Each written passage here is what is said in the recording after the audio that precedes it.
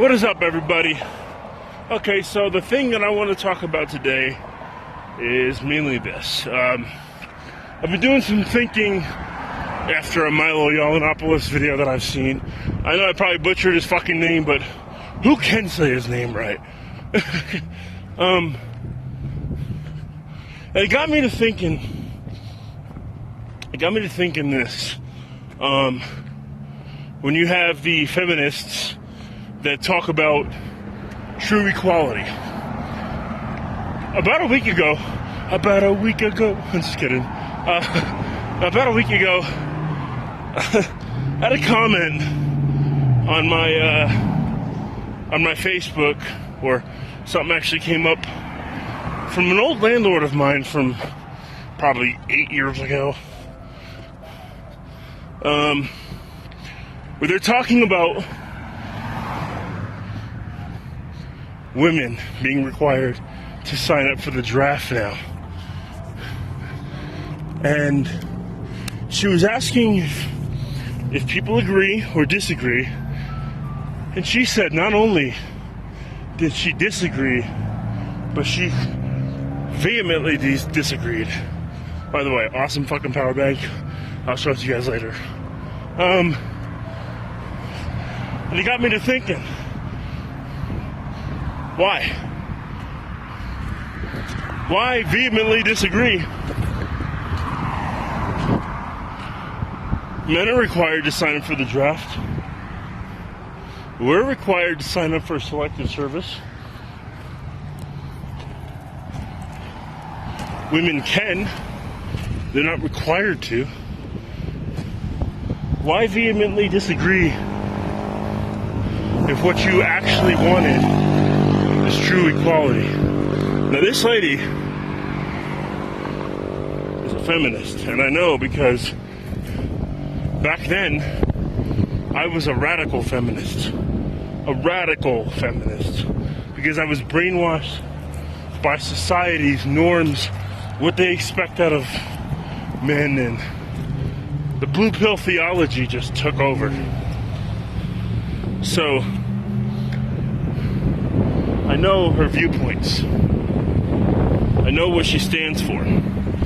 But the question is if true equality is what's actually wanted, if it's true equality that women want, what's wrong with requiring a female to sign up for the draft?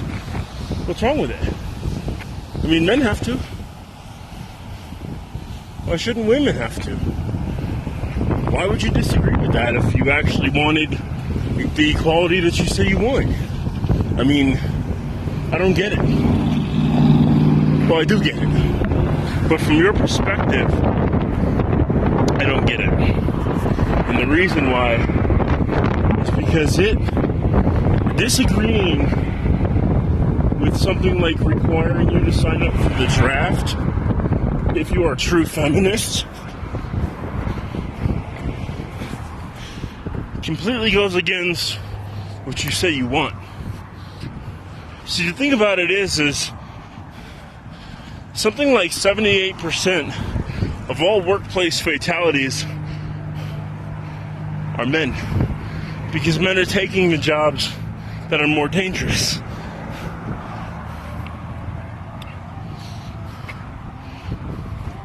You know, women are killed in combat, right? But not to the degree men are, because women cannot sign up for combat arms jobs. And if this patriarchy is real and it's as uniformed as the feminists would want you to believe, then you have to understand that we would all disagree with it, with women being in combat arms jobs. You know, I have a friend of mine that may see this video, so I'm not going to mention her name, but we were talking the other day, and she said that the reason why women can't sign up for combat arms jobs is because of the patriarchy being sexist against women, basically. Well, if this patriarchy is true, then I'm a man. Why wouldn't I agree with the patriarchy if we invented it, if we run it? You know what my opinion is? Let them join combat arms jobs. I mean, women want equal rights. They can die at the same rate that we can. Hey, let them. Women want to die as fast as we do. Let them do it. You know, something like 85% of suicides in this country are men under age 34.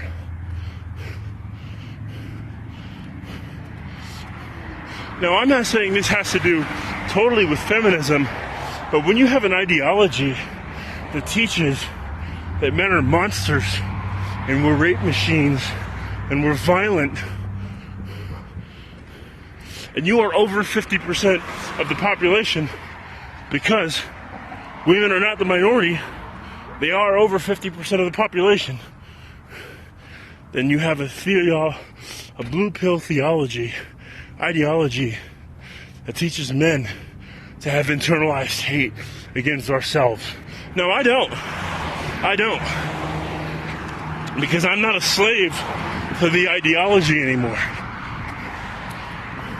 But when I was a blue pillar, you can bet anything I ever did, the motives were to uphold the woman. Because I deserved to be on the bottom. That was my position in life. I don't think that now. But when you have an ideology that teaches that, you create an entire part of your society that grows up to think that we are inherently bad because we're men. We're ostracized. She told me that she didn't see why men's rights was a thing. It confused her. She didn't understand it.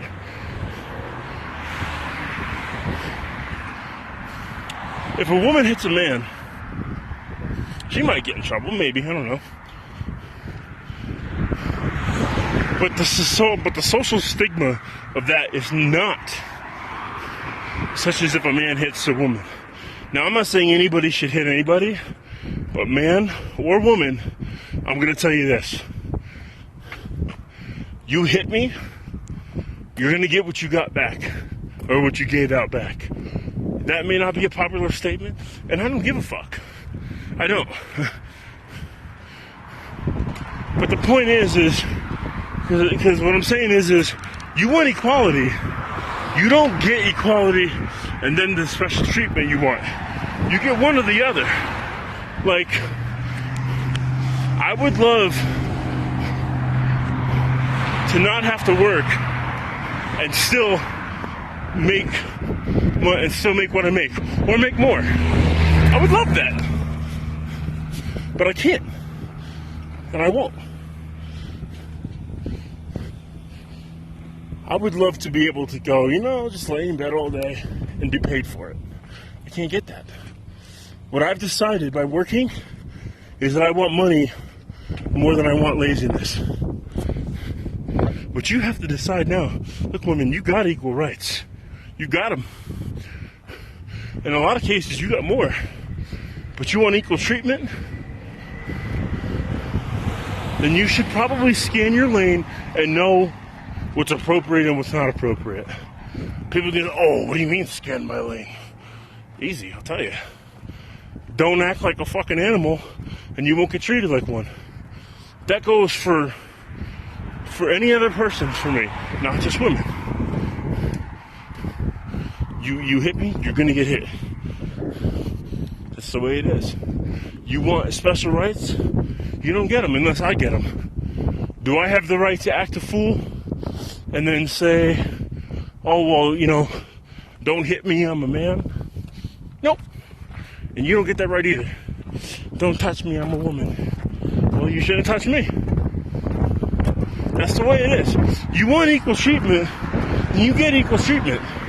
But you don't get to say I want equal treatment and then special treatment. That doesn't happen. Equality is equality in things that you like and that you don't like. You don't get to say I want equal rights as a man, but no, I don't want to be required to sign up for the draft. Well, fuck you, that's not equal rights. And that's what creates this whole movement here. You know, if the shoe was on the other foot, and it was men getting all this preferential treatment, you don't think women would be all over it? You don't think they'd be saying, hey, what the fuck? They're already saying, hey, what the fuck? And in most cases, they're winning. They're beating us.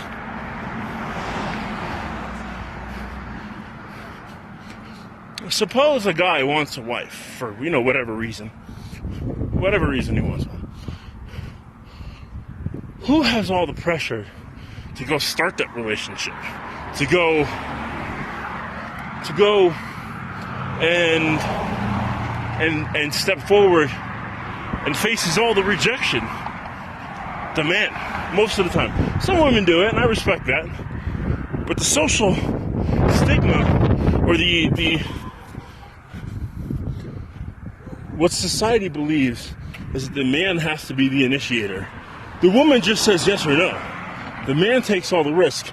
And that's a pervasive ideology. Because that transfers to all things between men and women.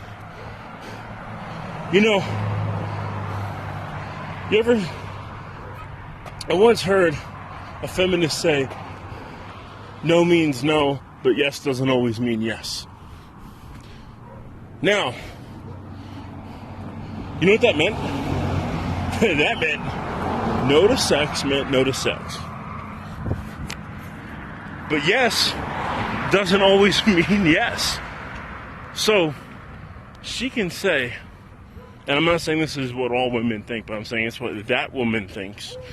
Because third wave feminism is teaching her that it's okay.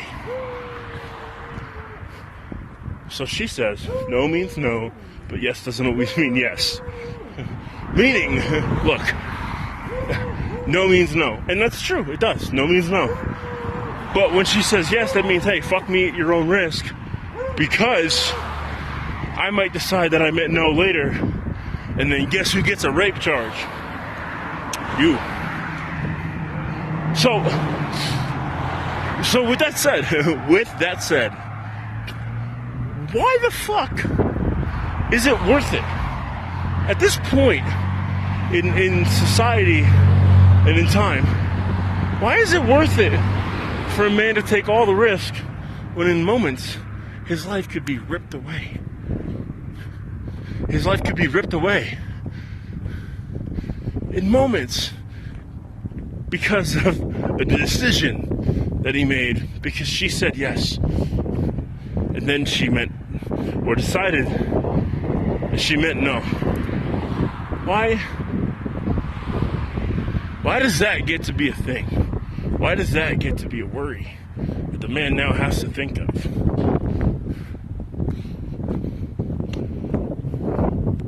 Can you blame men for opting out of relationships? For opting out of a society where we already start handcuffed? We're born at the disadvantage.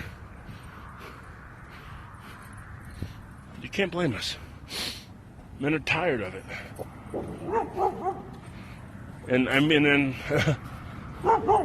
think anybody that looks at this and what I'm saying critically would probably think the same thing. On to part 2.